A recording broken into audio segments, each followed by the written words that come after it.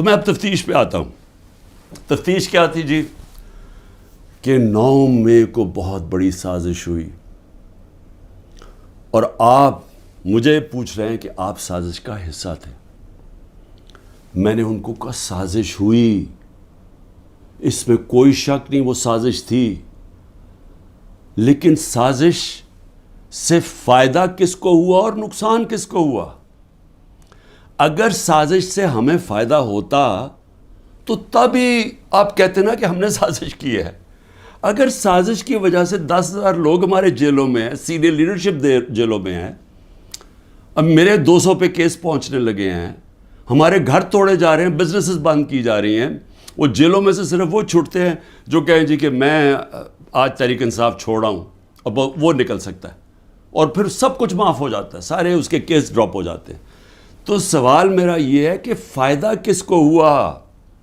فائدہ ہوا یہ جو سارے منی لانڈررز یہ 30 سال سے جو ملک کو لوٹ رہے ہیں، جن کے پیسے باہر پڑے ہیں، جو کہ اربوں کھربوں پتی بن گئے ہیں جبکہ ملک مقروض ہو گیا ہے، یہ سارے جو آج اوپر بیٹھے ہوئے ہیں ان کو فائدہ ہوا ہے. اور ان کو فائدہ کس نے کروایا؟ ملک کی اسٹیبلشمنٹ نے.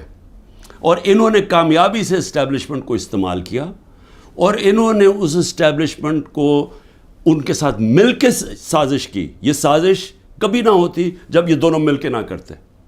اور بہت بڑی سازش ہمارے سے نہیں ہوئی، پاکستان سے ہوئی ہے. اب میں آپ کو بتاؤں سازش ہوئی کیسے. سپریم کورٹ کا فیصلہ آ گیا ہے کہ عمران خان کو غیر قانونی اور غیر آئینی طور پہ اٹھایا گیا، اغوا کیا گیا ہائی کورٹ کے اندر سے. یہ میں نے سازش کر کے اٹھوایا تھا اپنے آپ کو. میں نے تو نکلنے سے پہلے صبح کو جب مجھے اندازہ ہوا کہ یہ مجھے پکڑیں گے، حالانکہ میرے اوپر کوئی کیس نہیں تھا، میں سب پہ بیل میں تھا، جب مجھے پتہ چلا تو میں نے پہلے کہا کہ وارنٹ دکھاؤ اور مجھے پکڑ لو. تو کیا ضرورت پڑی تھی کہ ڈنڈے مار کے، چیزیں توڑ کے، شیشے توڑ کے، وہ بیچارہ رجسٹری آفس کے سٹاف کو مارا، وکیلوں کو مارا، میرے گارڈز کو بیچارے ان کو مارا.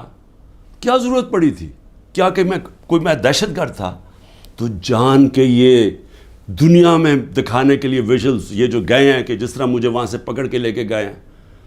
اور اس کے بعد پہلے سے ہی تیاری تھی کہ جو بھی رد عمل آئے گا وہ پہلے سے تیار بیٹھے تھے کہ انہوں نے یہ بلڈنگ چلانی ہے. اور میں انشاءاللہ جس دن انڈیپینڈنٹ انویسٹیگیشن ہوئی میں ثابت کروں گا. عسکری ٹاورز کا ایک گواہ ہے اور کوئی پتہ نہیں وہ ویگو ڈالا وہاں پہنچ اور اس کو اٹھا کے لے جائیں. اس کی پوری ریکارڈنگ ہے کہ وہاں کیا ہوا تھا. وہ کوئی تحریک انصاف نہیں تھی جب عسکری ٹاور چلایا گیا. اور کیا آج آئی جی پنجاب جو دندناتا پھر رہا ہے، کیا اس سے کسی نے نہیں پوچھنا کہ وہاں سے 2 گھنٹے لگ رہے ہیں، وہ لوگ آ رہے ہیں اور یا پروٹیسٹ کرنے کے لیے؟ کسی نے نہیں پوچھنا اس سے کہ جناب آپ کی پولیس کدھر تھی؟ ساری جگہ تو ٹیئر گیسنگ کر رہے تھے، ساری جگہ تو کھڑی تھی، ادھر کیوں نہیں گئی؟ اور کدھر گیا وہ CCTV کیمرہ؟ کیوں نہیں اس کی فوٹیج آئی سب کے سامنے؟ کیوں نہیں انڈیپینڈنٹ انکوائری ہوئی؟ کور کمانڈر گھر کی سازش تھی اور انشاءاللہ یہ سازش آئے گی سامنے جب ہمارا موقف سنا جائے گا. میں نے انکوائری والوں کو بھی کہا جج دونوں طرف سن کے فیصلے کرتا ہے، ون سائیڈڈ فیصلے نہیں کرتا کہ ایک جج جوری ایکسیکیوشنر جناب آپ ہی فیصلہ کر لیں کہ جی یہی انہوں نے کیا اور ان کو پکڑ کے مارنا شروع کر دو، پکڑ کے لو اور ملٹری کورٹس بنا دو تاکہ کچھ چیز نکلے ہی نہ، جیسے مرضی سزا دے دو. تو میری اپنی قوم سے جو میں آج کہنا چاہتا تھا وہ یہ کہ اس کو جس طرح استعمال کیا گیا، یہ نہیں کہ انہوں نے تحریک انصاف کو پلان کر کے ختم کرنے کی کوشش کی ہے، یہ ہماری ڈیموکریسی ختم کر رہے ہیں. مجھے جو آج سوالوں سے چیز سامنے آئی وہ کیا تھی؟ مجھے کہتے جی آپ کے لوگ کیوں گئے وہاں، کنٹونمنٹ میں کیوں گئے، تو فلانی جگہ کیوں گئے، آپ نے پہلے سے تیار کیا ہوا تھا.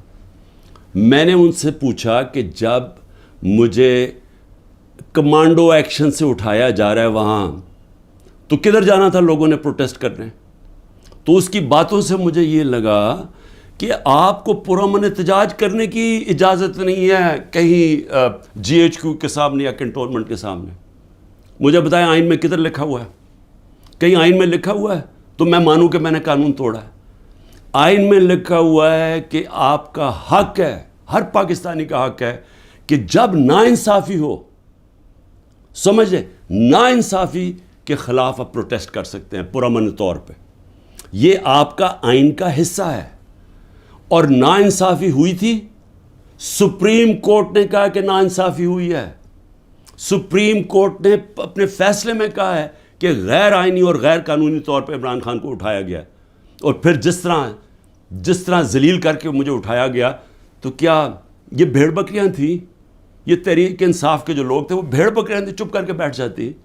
کیا انہوں نے غلط کیا تھا کہ اگر وہ پرامن احتجاج کے لیے نکلے تھے؟ جی وہ جو جیو فینسنگ میں وہاں بھی پہنچ گیا نا, وہ بھی ساروں کو جیلوں میں ڈال دیا. اس کا مطلب آپ یہ کہہ رہے ہیں کہ آپ ساری جگہ احتجاج اگر کر سکتے تو کریں, لیکن کہیں بھی کنٹونمنٹ کے اندر جی ایچ کیو آپ اس کے سامنے احتجاج نہیں کر سکتے.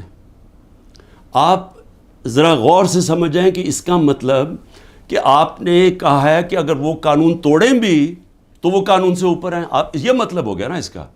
میرے اوپر ایک کیس کیا ہے کہ میں نے ملک سے غداری کی.